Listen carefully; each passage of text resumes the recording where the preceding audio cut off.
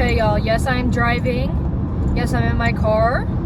I have a 2-hour drive home from the airport, and I want to film a video, but if my phone's gonna fall every 5 minutes, I'm not gonna be able to, because that will drive me insane. Let me see if I can lift up my seat and be a little taller though. So, what I want to talk about in today's video is the normalization and glamorization of toxic relationships. So, I have been there, I've done that. I had my phase where I was not just normalizing but glamorizing toxic relationships. And I'm completely like out of that phase because I have grown up and matured and done self-work. So looking back on that, like, it's crazy that that was even me. Like, looking back at the phase where I did crave normalize and glamorize toxic relationships, it's crazy to think about, it's crazy to look back because I'm so fucking far from that. But I feel like since I have had that phase, I feel like I'm a good contender to talk about the topic, you know what I mean? And like, this phase I had was in high school. Like, but some of you bitches have not grown or matured or done self-work at all. Some of you bitches are still stuck in fucking your little pea brain, like, immature ass mindsets, and you still crave and normalize and glamorize toxic relationships. So, since I've grown, I've matured, I've done the work to get out of that toxic, crazy, ugly shit, I'm gonna be talking about how I got out of that phase in my life, you know, what I did to get out of that phase in my life, and just talking about like stuff I see that people normalize, and I'm here to tell you it's not fucking normal. Things I see people glamorize, I'm here to tell you it's not fucking glamorous, and the negative effects that normalizing and glamorizing these toxic relationships do have, because there's so many fucking negative effects from doing that shit. So let's just talk about it.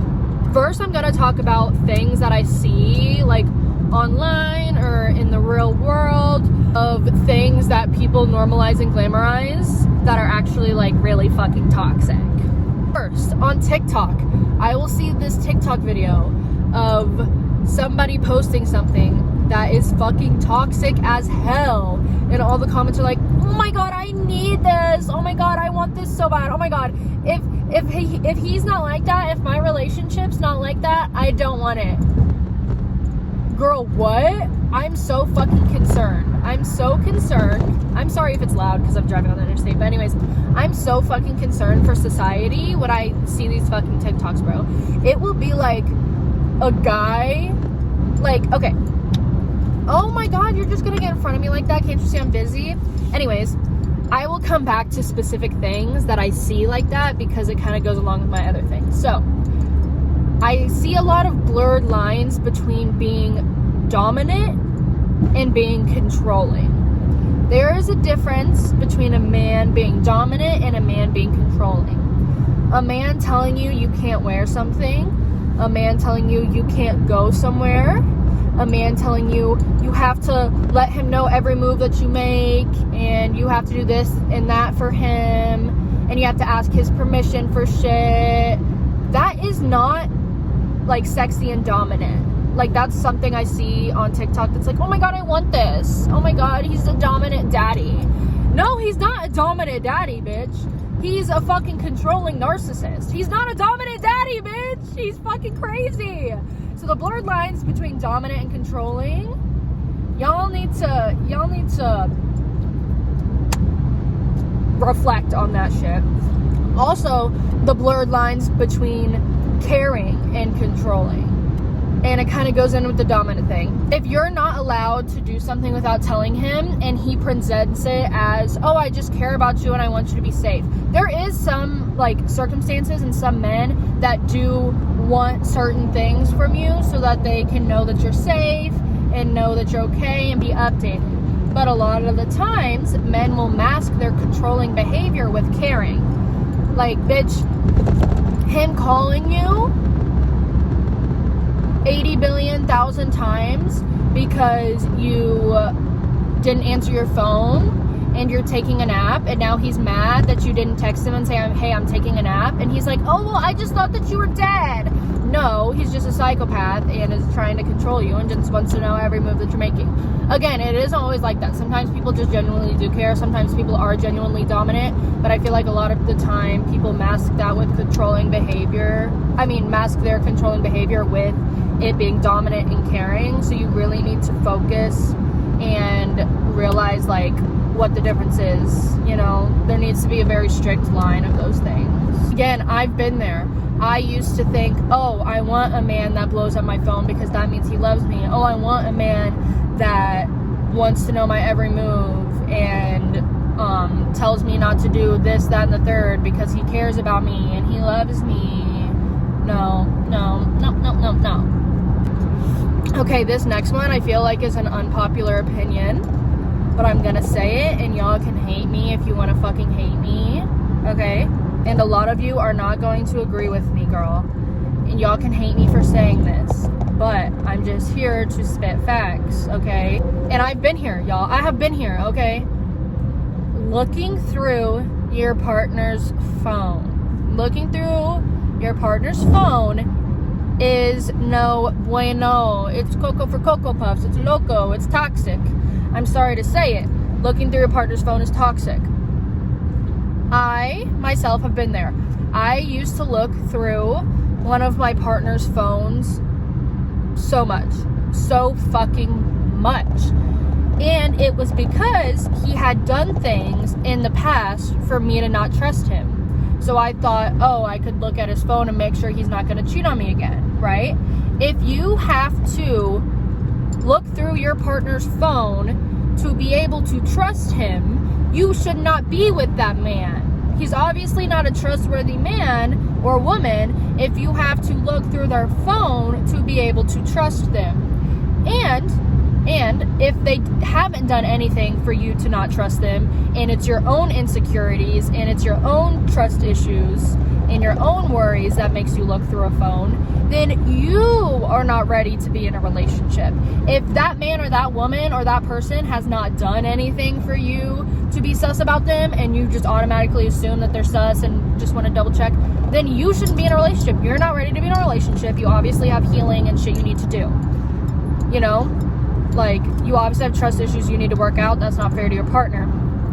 But again, if your partner has cheated on you or done something and now you look through their phone to make sure they're not cheating on you, babe, you should not be with that man. If you have to look through his shit to make sure he's being loyal, you should not be with that man.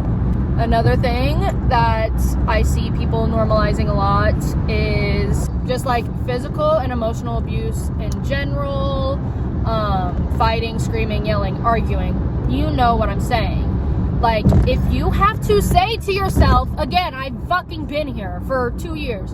If you have to say to yourself, let's just have a good day today. Bitch, I know some of y'all just got triggered by that statement. I know some of y'all just laughed. I know some of y'all were just like, oh shit, I say that with my man or woman. Yeah. If you have to pray and hope and say, can we please have a good day today? Okay, let's have a good day today.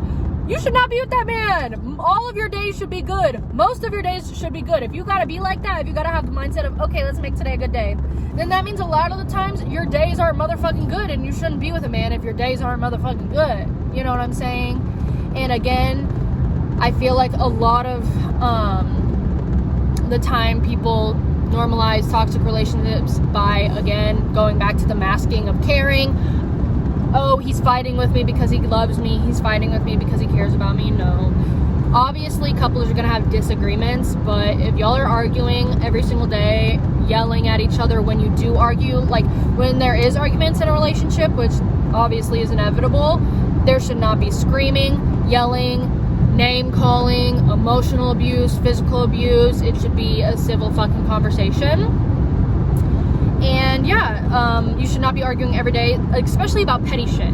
Y'all should not be getting in arguments over petty shit. Like, you know, whenever you're in a toxic relationship and y'all argue about every motherfucking thing, that's not right, babe. I'm sorry to break it to you. Another thing that is so fucking normalized, bro, it is so fucking normalized, is couples breaking up and getting back together. Okay, this is one thing that I have never done. Like, no matter how toxic of relationships I've been in, I've never been the type of bitch to get back together with a man, because that's fucking embarrassing, okay? That is the most embarrassing shit in the whole entire fucking world. When couples break up and get back together, if y'all broke up, it is for a motherfucking reason. If y'all broke up, it is for a reason. So stay fucking broken up. Why are y'all getting back together? Y'all fucking broke up for a reason. It's embarrassing. It's fucking embarrassing. And also, when it comes to toxic relationships, the hardest part is getting out of it. So once, like, it's harder to get out of it than to stay out of it. Like, getting out of it is the first step. If you have the strength to get out of a toxic relationship, I can promise you, you have the strength to stay out of it. Stop it.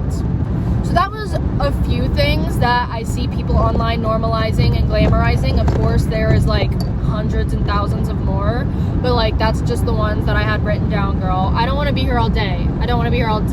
Okay?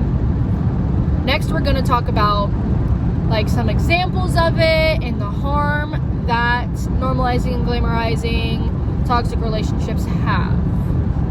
So one harmful thing about normalizing toxic relationships is that the more we normalize it, the more and more people are going to continue to get themselves into toxic relationships, because they're going to look around at their life and the people in their life. They're going to look around at the media and be like, oh, well, all these people's significant others act this way, so it's normal for my significant other to act this way.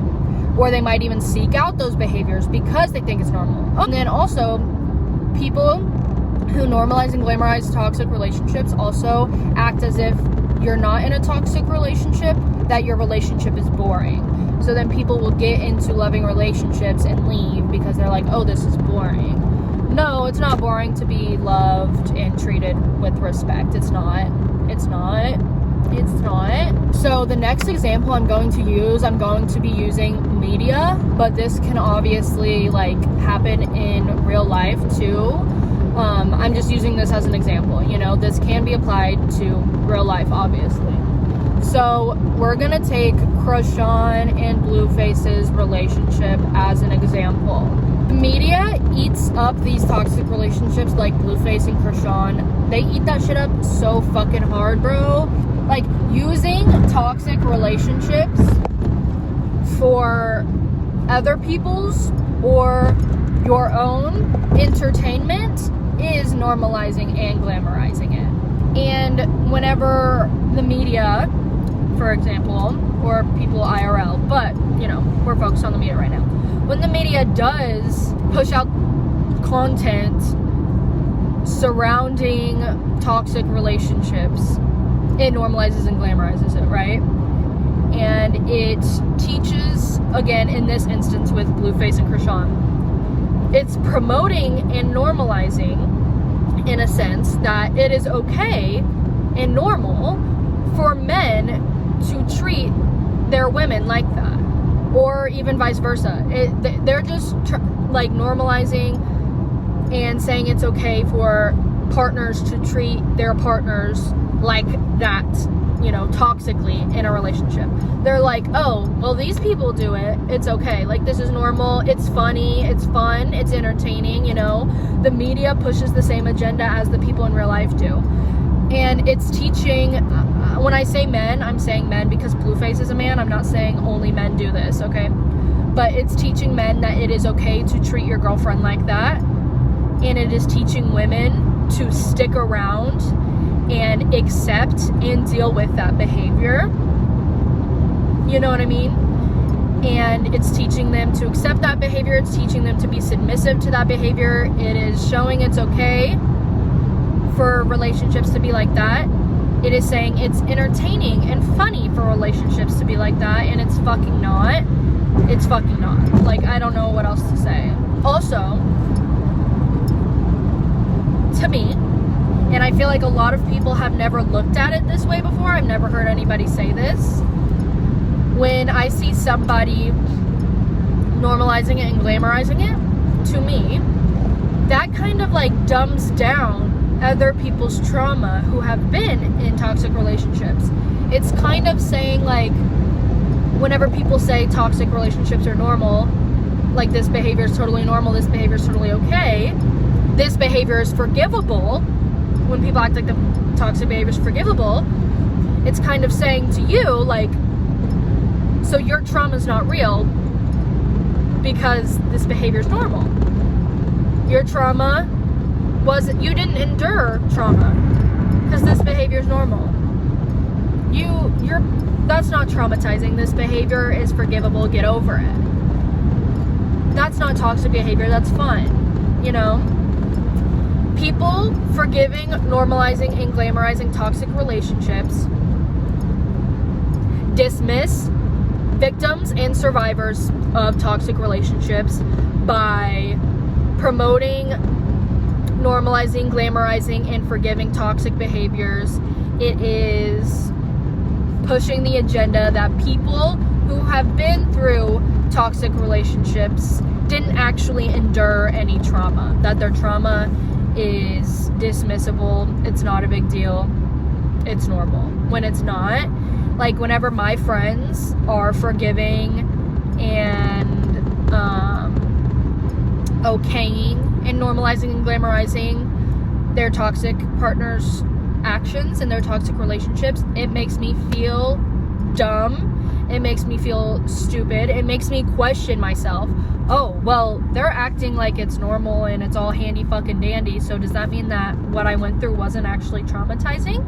Does that mean what I went through wasn't actually trauma? No, that is not fucking true. I know, like, this part of it actually does trigger me, and that's why I find it hard to be friends with people nowadays. I've just realized this. I find it hard to be around people who do normalize and glamorize and forgive and give the okay to toxic behaviors and toxic relationships, because I feel like they're dismissing my trauma. You know what I'm saying? I feel like they're not respecting what the fuck I went through.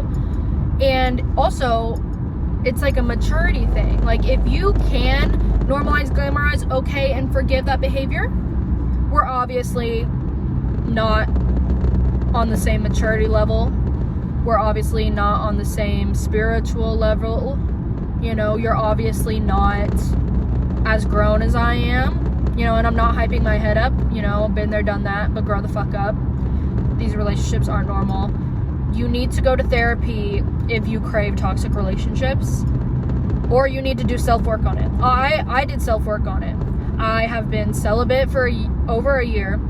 Have not even spoken to a man in like 10 months. Like, I'm doing it at the extreme, but like, that's what I had to do. Or I had to do it at the extreme, or I was going to keep continuing to get into these toxic relationships, and that's not fucking good. So I had to basically cut myself off from all men. So that was my video talking about how society normalizes and glamorizes toxic relationships and the harm caused from normalizing and glamorizing these toxic relationships. I hope y'all enjoyed. I hope the audio isn't too bad since I am driving. I hope this helped if you are in a toxic relationship to realize that you need to do the work to get out of it. I hope this helped anybody who has been in toxic relationships and are annoyed by the normalization and glamorization of it in society today like I am. And yeah, hope y'all enjoyed this video. Thanks for listening to me talk.